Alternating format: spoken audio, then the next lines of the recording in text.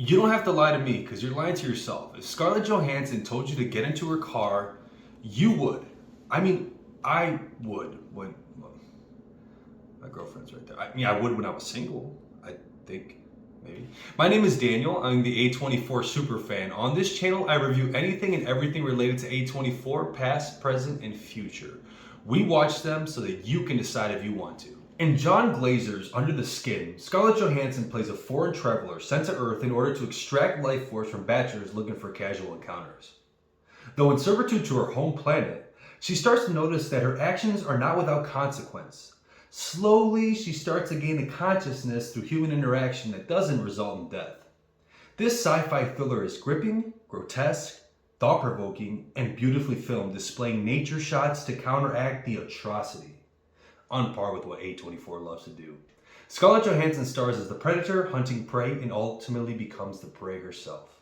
Alright guys, I'm going to preface the rest of this video by saying there's spoilers ahead. In Under the Skin, the conscious thinking versus unconscious thinking theme is very prevalent. At the beginning of the movie, Scarlett Johansson's character is seen more of a servitude animal, alien, put on this earth for nothing more than to harvest men, eat them, throw them out, and keep on doing the same thing. It's a very repetitive motion. She consciously knows she's doing wrong, but she's been taught to unconsciously act, so she doesn't have to think about it. It's at the middle of this movie when she abducts a deformed man and subsequently lets him go that she notices her actions are not good. She's not doing the right thing, and she gains some form of humanity.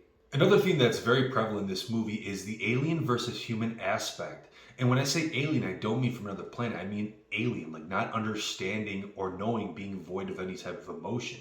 The very beginning, that's exactly how Scarlett is. She's void of emotion, void of thought. It's all just one big instinctual move. She doesn't think about anything. She just acts. She hunts. She gets in there and she really goes for it and kills and fuels her planet out of servitude. It's not until the second half of the movie to start to see that she's changing. She morphs. When she looks in the mirror after letting the deformed man go, she notices that she could be more than this. She starts to crave and is curious about the human form. She even takes on some actions like eating, sleeping, and having sex because she really does believe that she can be more than just a cog in the alien machine. So let's be honest. Would you watch this film? Would I watch it again? For me personally speaking, this is a good watch in the A24 catalog. Not the best film you're going to find, but also not the worst. This is real middle ground. There are some great aspects of the movie, but also some that I really don't feel are the greatest. It is a very slow-paced movie. You're not really getting much in terms of speed.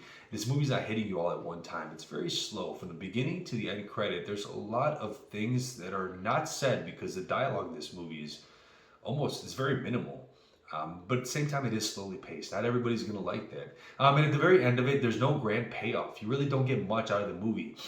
Scarlett Johansson ends up being burned to death in her alien form, and you don't really feel like you've gained anything. Maybe you gained something from the interpretation you receive from it, but not so much from the movie itself. Ultimately, this is a very beautifully filmed movie and acted by Scarlett Johansson. But to me, it's not something you should really be watching. It's more of a could watch if you have some time to do so. Guys, this is the end of this video. So like and subscribe to my page. You know, I'm growing as I go. I'm growing with you all. Comment if you want to see certain movies. Get some feedback to me. At the same time, this is really fun for me for the most part. There is some stress in it, but for the most part, I really do enjoy doing this. So I'm just going to keep on going. And I'm doing it ultimately just to get my voice out there. So like, subscribe to my page. I'm going to end today by sending us off with the dagger from The Tragedy of Macbeth. Great movie by Denzel, guys. Stay gorgeous and have a good one. Bye.